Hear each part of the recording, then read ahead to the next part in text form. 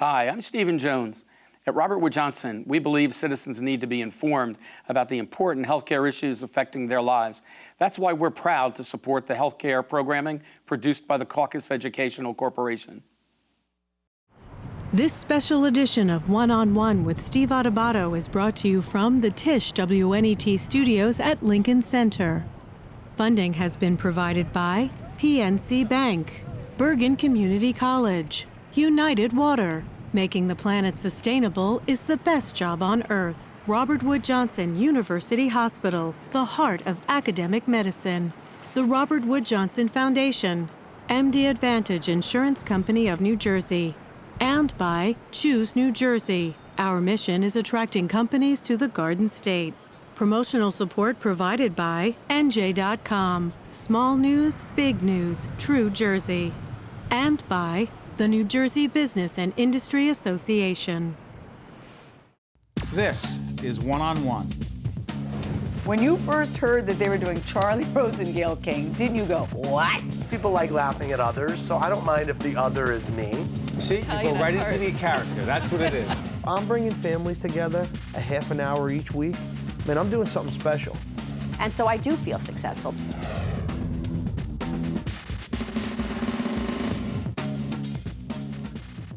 Steve Adubato here at the Tisch WNET studio in the heart of Lincoln Center. Let me introduce you to my good friend and paisan.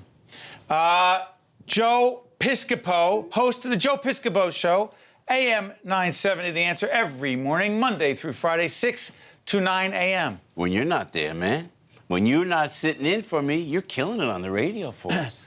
Listen, thank you for that. Yeah, I got the face for radio. No, you're a good-looking guy. Me, I got the face for radio. What are you kidding? Here. I love it. You're great on the radio. Thanks for coming on. You're better on the radio. Hey, let me ask you a question. For people who know you from your career at Saturday Night Live and after that, all the great things you've done, how do you wind up on the radio? You know what? It was by a fluke because they needed somebody in the morning. And my degree is in radio and television that I went for broadcasting. That's what I went to school for. So I knew it, love it. Always was a radio geek. Not even before Love TV. Radio. Oh my gosh, it's so intimate. You're right to the people. We're reinventing AM radio on AM 970 The Answer. You understand that. That's when you come on, you go back and forth, you can have fun, but you get to the news. So I had that all in my head, and then they needed somebody. Jerry Crowley over there, our buddy, needed somebody. I walked in the day after their guy left, and I said, let me just guest host because this will be fun. I never Did you get hooked? Yeah. Describe the team. You too, though, right? Don't you? Yeah, I love you. They love you. They love you on the radio. Well, no, I love this, but there is something about radio. Describe the morning team. Well, and this I have to credit Jerry Crowley, our GM, and Phil Boyce, our programming manager. But Jerry they put me in with Frank Morano, who is he's young, but he's been. Frank does a weekend show there, but he's with you every day. And plus he's worked with some great talent in New York radio, so he knows the business. He's very bright young man. So they put me with Morano, and then Al Gattulo, who was the news guy. The news guy. Yeah, no. So then they got me in there. Now, stay with me on this, Steve. I don't think we talked about it on the air. No, and that Debbie Duhame, who is just everybody knows from Rush Limbaugh days. She's the traffic gal. She is magic. She's very talented. Oh, and her voice is great, and she's warm and wonderful. So I sit in there, but I'm with Frank, and Frank and I go back and forth, and I know politics, and we have fun with that, you know? And Frank knows what he knows, and we go and get Frankie Five Boroughs, I call him. Yes. He knows all about New York. Then I look at Al, and Al's a news guy. And I'm looking at Al, but I'm feeling this out as I'm in here. Al looks a little grumpy, Steve. You look cranky, am I right? I said, this guy's cranky. Young guy, he's a young guy, go cranky. And I went in, and I don't know what the instinct was, me from being on stage, the comedy. I went in, I brought Al out. Al's like a big star now. He's leaving us and having his own show. His own game. Yeah, he's getting cooking. But you know what's interesting? More women, I'm so proud that more gals are listening.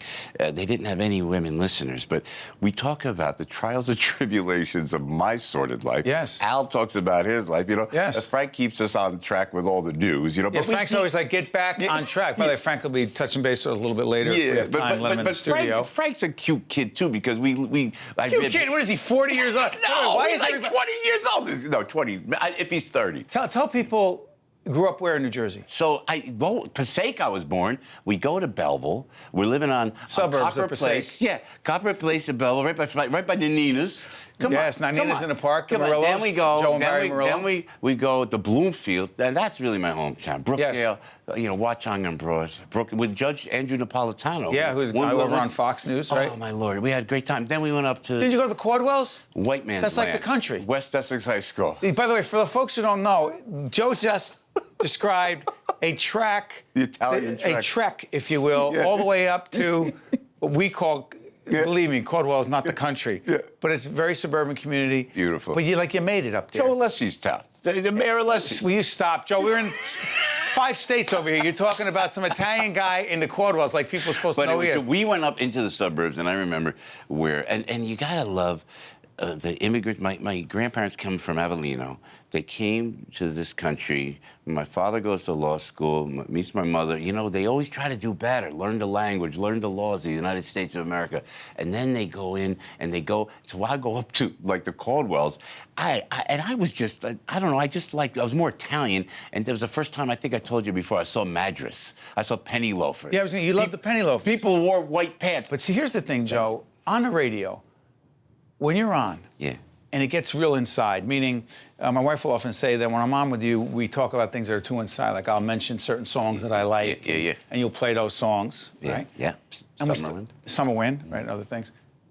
Do you ever say to yourself, I'm doing the show for myself, but I have to remember there's a bigger audience and try to remember what they're interested in? It's Because that's a struggle. Great question, Stephen. But no, because we're all the same. And our inside is everybody else's inside.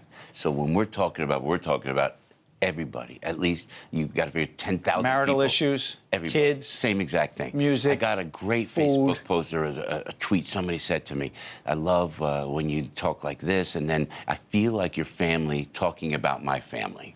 There it is. That's nice. So you just be yourself. The thing to do, and what you do, and you assimilate it to, I think, really smartly on the radio, is to from your heart, man. It's all from your heart. It's all organic to a fault. Describe your performing life. You know what? We go out every weekend. I go perform across North America. And I go out with the band. So I go out with Joe Muccioli and the big band. We go out with a big band, and I go and I do Frank Sinatra stuff. But it's mostly comedy. So it's a trek. So I do the radio, and then we're traveling. So during the week, I make sure I get home from New York. And I go see the kids. And I got to be with the kids, you know. And then I come do my thing, and I'm with the children. Are you Mr. Mom? I am Mr. Mom, but you too, man. When we talk about it on the air, I'm telling you, with your Olivia or my Olivia, it's like people understand that, man, because it's all about that. The house. Didn't you put together the Barbie house? Oh my God! Stop! Don't do that. No, when we start talking about it, no, we actually did talk about the fact on that the we had air. a Barbie house, and I was it's like, impossible. I wanted to hire a Barbie house consultant to put the house You together. need a contractor to put that together. And then, It was insane. And then they have the little button in the Barbie house that you push that flushes the toilet. Yeah. You know. And then but you got to get a battery. You got to be like an engineer to put this Barbie house together. So this is But those things matter. Yeah, they And do. tell everyone about your big son, Joey. Tell everyone. Joey's a star, man. My boy. Thank you. He's in his 30s now. I can't even believe it. But he's a great director and a great editor. He's got his own production house. So he shoots professional videos. Corporate videos, private videos. But I'm telling you, it's so good. He did one for my mother's birthday that was so professional. It was as good as it gets, and he's getting better. But he's great on the radio. When we went to Israel, Joey and I met me over there, and we broadcast from the Voice of Israel radio studios.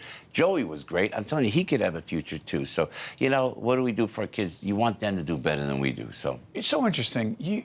We've talked about this before off the air as well. You just want to keep working. Yeah. I don't know why, man. I just don't want to. I don't want. Yes, you do know why. What's the alternative? Alimony jail? I'm not sure. Have you had issues that way? I hadn't heard. Oh, please. I'm ready. No. You know what? What are we going to do? Like Bob Hope always said, rest his soul. He goes, I'm going to retire and do what? What are you going to do? It's great. I don't want to stop. I'm enjoying it. I love it. I dig it, And do I have trials and tribulations? I have every obstacle thrown at me every single day. When I go on the radio, though, I got all that going on, a lot of angst going on, because you can't have a relationship because of the crazy schedule. But then you have the children. Now, how do you take care of the kids? So when I hit the airwaves, it all comes out and hopefully makes for good radio, And when Saturday Night Live had the reunion. Oh, that was great, man. You enjoyed that? Steven. Who did you get to enjoy the most? You know what? I was so. Can I tell you a quick story? Go ahead, real quick. No, because I go out to L.A. and I had to do a gig out there. You know, one of the shows I'm telling you about. Someone else. Then they called and say, "Oh, Joe, we need you on the air to do your sketch. We want you to do the Frank Sinatra thing." Yes. So it's Lorne Michaels. So I go, I got to do the gig because you did the greatest Frank Sinatra on Saturday Night Live. Well, thanks, man. But I do the gig and I fly in. It's all night, you know. And I did the radio show from there as well. I run in to NBC. I walk in. 30 Rock. 30 Rock into Studio 8H, rehearsing on stage. Paul McCartney. I look to the right.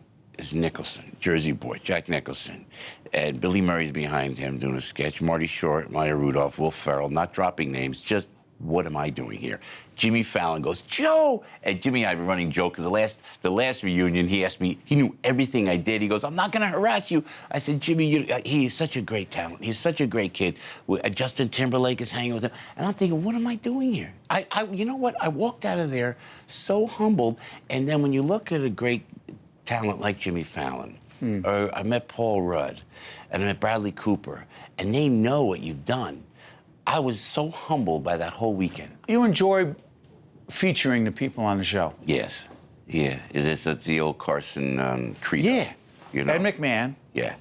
And Doc. Yeah. That whole thing. Yeah. Ensemble. And you make your guests look good. I'm not going to, whether it's way right wing, you know, which irritates some of the left, or I'll put Charlie Rangel on, General Wesley We had Clark. Sharpton here the other day. Yeah, well, you got to, you know, I got to Mix tell it you, up. there's so many people I'm opposed to, but you got to listen to everybody and go right down the middle and don't yell. The rant on radio is dead. We're reinventing AM radio. Just got to talk. That's it, man. Yeah, you're the best. Oh, We're going to go to break. Steve. Stay right there. I love I'm you, gonna see buddy. Thank you, man. One-on-one will continue right after this. Stay with us. To see more one-on-one with Steve Adubato programs, visit us online at steveadubato.org. If you would like to express an opinion, email us at info@caucusnj.org. Find us on Facebook at facebook.com/Steve Adubato PhD. And follow us on Twitter at Steve Adubato. We are back. Joe Piscopo is joined by his colleague and his producer, Frank Morano. Hello, Steve. I'm doing great. Thanks for inviting me. What's it like doing this show? It is, honest to God, it's like a carnival. It's a joy to come to work every day. That's a compliment. You know, yes, it is. When we come back from commercial, I have to say to Joe, as the bumper music's playing, you know, this show really gets in the way of us hanging out. Because the stuff that we talk about off air, No. it's the kind of things that the three of us would talk about at a bar. But and it's not always like that. You've been in radio, you've been in television, you've been in politics. And there's so few people that can bring that kind of magic to a microphone and behind the scenes. And Joe, if he's not really as genuine as he appears on the radio, he certainly has us all fooled. And the other thing about Joe, which is fascinating, is that, and you should appreciate this, Frank, as a great producer, will say, if I'm doing some commentary on the show, all right, here are the three topics Joe wants to talk about, A, B, and C. Those are none of the things we ever talk about. And what are you thinking when that's going on? By the way, that's it, and it's live. It's happening. We're never And then, there. by the way, and then a text comes from Frank. Sorry, Joe went another way. And then Steve preps, when he preps for the topics. You're so great, because I know you're prepared, being the professional that you are, and I'm everywhere but where we should be. I wouldn't mind if I hadn't just written out all sorts of notes.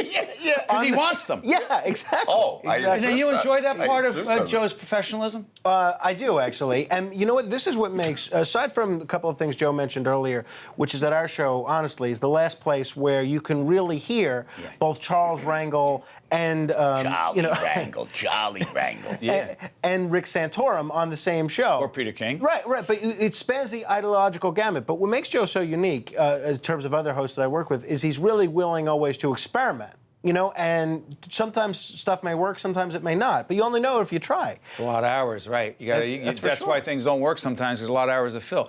The ensemble thing. Joe was just saying when we were off the air that you enjoy that whole thing. Carson. Right? Yeah. Carson-esque. Yeah. Well, you know what? Not to certainly compare myself to him, but you could learn from Johnny Absolutely. Carson. The great broadcasters are like Dave Letterman, that they would make the guests look good, and then you got to utilize the talent that's in the room. Because Frank and I love it. One of my favorite things to do, and I shouldn't say because I don't like to put a red flag up so Frank will watch out for it, but while he's in the middle a rant on something about A big Albany. issue. Yeah. Then I ask him, are you still going out with your girlfriend? Just to irritate her. Off track. Just irritate. Exactly. It's so much fun. And Al, Frank and I love getting Al, man. This is one of our Al favorite things. Tulo is the news guy who refuses to apparently dress up for any reason. Does he wear sweat clothes all the time? Only in the every time I've never seen him with a tie. You're Yeah. right. No, Steve. never happened. You're right, man. And by the way, we invited Al here, but he said it was his wife's birthday, and we think he First didn't time wanna- he showed up for his wife's birthday, but it's... First time. Yeah. He couldn't pick his wife out of a lineup, but when it comes to using her as an We excuse love you, for Albert. not hanging We out love with you, us. Albert. We love Actually, one day we were in a conversation, you guys were in a conversation, and I called in, and I swear the conversation was, what would happen if your wife left you? Or if your wife let you date, who would you date? It's insane! You know what? Any topic, but the credo is at AM 970. The answer is to hit the news, and we go to the news. Gotta do that. because it's a responsibility. That matters. Can I give you something? Could you give me that? Yes, because you know what? We have a softball team, and we are honored to have. Look at this. You Steve got this? There it is, man. Look at that. Number 25. There it is. That's my son Nick's number. And I asked for 24, by the way. Answers? It wasn't Did you ask for 24? Yeah. Joe Pepitone. I did. I asked for 24. Pepitone. By the way, it's okay. This is the answer. They have the answer. It's 25. By the way, Frank, when can everybody check out your show on the weekend? We'll talk Sunday about mornings, Piscopo 4 right a.m. to 8:30. Say it again? Sunday mornings, 4 a.m. to 8:30. You're kind enough to call in on your way to golf once in a while, which we You appreciate. didn't have to add the golf. It had nothing to do with it. I love you guys. Sunday mornings are great. Monday through Friday, 6 to 9 on AM 970. Steve, Really, I thanks wasn't asking you. Thanks for jumping. Thanks for jumping on the radio. I love For you coming up. guys. This is Piscopo and Morano, Adebato, Gattulo. look It's an out. Irish Not show. enough See you Italian right guys. after this. To see more one-on-one with Steve Adebato programs, visit us online at steveadebato.org. If you would like to express an opinion, email us at info@caucusnj.org. Find us on Facebook at facebook.com/Steve Adebato PhD and follow us on Twitter at Steve Adebato. For me he'll do and dare as ne'er before. Our hopes and fears will share forevermore. And so all else above I'm waiting for the man I love. How awesome is that? An American in Paris at the Palace Theater, the two stars, Leanne Cope and Robert Fairchild, playing at the Palace Theater. 12 Tony nominations, 4 Tonys. Your Broadway debut, are you kidding me? It's a pinch me moment for sure. Yeah. Describe for those who don't know, from the original film, 1951, Gene Kelly plays this American soldier in Paris, right? Mm-hmm. Yeah. Meets this ballerina. Tell the story. That version or our version? Your version. Our version, it's an American in Paris through and through. It's undeniably a tribute to the movie. Right. But we've set it 5 years earlier, right after the Nazis have left Paris. Paris has been liberated, but it's taking a second for the people to find their footing again. And I'm a GI who stays on the bill and pursues art and a girl he sees on the first day and just keeps having these chance meetings, and it feels like fate. And so he pursues her while she's got her obligations. And I'm pretty lucky. I have 3 leading men that all fall in love with me. Nice. I know. Who gets that? I mean, I'm really lucky. You're lucky if you get 1, but I get 3. By the way, where did you, that New Jersey accent you have, seriously, where are you from? I'm from Bath, which is a town, actually it's a city, it's a very small city, about 2 hours southwest of London. Yeah, so that's where I was born, and I ended up here playing a French lady, though, so it's all very confusing. It's all very confusing. You're from, Robbie? Salt Lake City. Salt Lake City, Utah. Yep. Was Gene Kelly actually an idol of yours? Absolutely. So my sister took dance class, and she would come home, and we would put on little concerts for my parents. But I didn't know how to dance, so I was just following her and then just improvising in the background. So she's the reason why I got into the dance studio. But the reason why I wanted to do this as a career, as a right. you know, was Gene Kelly. Seeing him in Singing in the Rain when I was younger was life-changing. And you performed, you studied right down the street at? Right above us. Or actually right above? Yeah, School of American Ballet. Wait a minute. How did you get there? Because that's incredibly competitive, right? Yes, it is competitive. My sister did the same thing. She went to the School of American Ballet. She saw my competition videos. I did tap and jazz. That's what I love to do. Right. And so she said, why don't you go to a summer course? You'll just get a better technique, because ballet is the basis for all dance. So I went and I fell in love with it, and somehow ended up in New York City Ballet, and was there for 10 years until, and that's how I met Christopher Wheeldon, the director and choreographer of An American in Paris, because he was originally a dancer with New York City Ballet turned choreographer.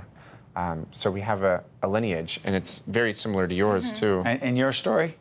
I studied all styles of dance when I was little. I did tap and ballet, but I decided to pursue mainly just ballet, and I went to the Royal Ballet School, which is a boarding school. I went there when I was 11, and studied there until I was 18, and then got into the Royal Ballet Company. And you're right. Hold on. That is at what point? That's when I was about 11 years old. It's actually now next to Lauren Cuthbertson, who's now principal ballerina with the Royal Ballet. That's amazing. Yeah. The Royal Ballet. Did you know at that point that Broadway was your destiny? I always loved musicals, kind of equal to ballet, but it was never even in my universe that I thought it would be part of something that I would. Because it's so special and so spectacular, and I hadn't trained as an actor or a singer. I was a ballet dancer, and I just didn't think I'd ever have that opportunity. I thought maybe once I retired from dancing, that maybe it's something that I'd like to do as I got older as a hobby, an amateur dramatic society or something. When did it change? It changed the moment that Christopher Wheeldon spoke to me and said, would I like to give it a go? He saw something? I guess. Yeah, I mean... What did he see? Well, I think that, if he was going to do a Broadway show, he wanted his level of dancing. He works with the best ballet companies in the world. And if he was going to put his name in Broadway, he wanted the dancing to reflect what he's been working on. He wanted to bring ballet to Broadway. And I think you can only do that by plucking from ballet companies. And so I think he scoped out the companies to find the people who had the most potential to be all three, acting, singing, dancing, because I think if you looked in the musical theater world, you'd find actors, singers, but the dancing would be the most, challenging. I think it was probably easier for them to train a ballet dancer to sing and act than to train an actor or singer to do ballet. Especially point shoes. Especially Much point harder. shoes. Now, your sister also... Yeah, she's in the New York City Ballet with me as well, and she, in the same year that I'm doing An American in Paris, did Ivy Smith, Miss Turnstiles On the Town. So your family has having an off year. That is amazing. It's really cool. Let me ask you, for those of us who love theater, and just try to imagine what it might be like to get ready every day and then a couple, twice a week, 2 shows. Yes. How challenging? Even though you love it. Oh, I love it. But for me, I've learned since I've moved here just to do this one show. In the ballet, you will rehearse probably 3 or 4 different ballets in the day and then perform a different ballet in the evening. Whereas with this show, it's just this show. You give 100% to this show. And I gear my whole day towards the performance. How physically demanding? The show is very physically demanding and mentally. I find it mentally demanding as well to put yourself, the journey that both our characters take, it's a real emotional journey, and you put yourself through that every night. So that's quite draining. But it's good for us. We have a happy ending. I can't imagine not having a happy ending. That must be awful to leave the theatre and not have a happy ending. That happy ending makes a big difference. So yeah, to go through that emotion sometimes twice a day is, sometimes I think, harder than the actual physical endurance of it. Just to do this 8 shows a week, you have to maintain. You have to do all you can to keep your body in the best physical shape and give it the best chance you can. Get through the 8 shows. And keeping it fresh. Keeping it fresh, but that's Describe one that. thing that's really interesting, from the ballet world. Nutcracker seems like, oh my God, we have to do another show of Nutcracker, and we only have like 50 shows. And I'm a guy in the Nutcracker. I don't have to dance nearly as much as the girls. And so having the 8 shows is... I think we're on show number 80-something now. something like that. And that's not including previews. So we're over 100 shows here in New York. But for me, I still think it feels fresh every night. It feels fresh. The audience is always different. Yes. That's the Do variable. you remind yourself of that? You don't have to be reminded, because when you deliver a line that usually gets a laugh, they are different, and they show their appreciation differently every show, whether they think it's funny, whether they don't think it's funny.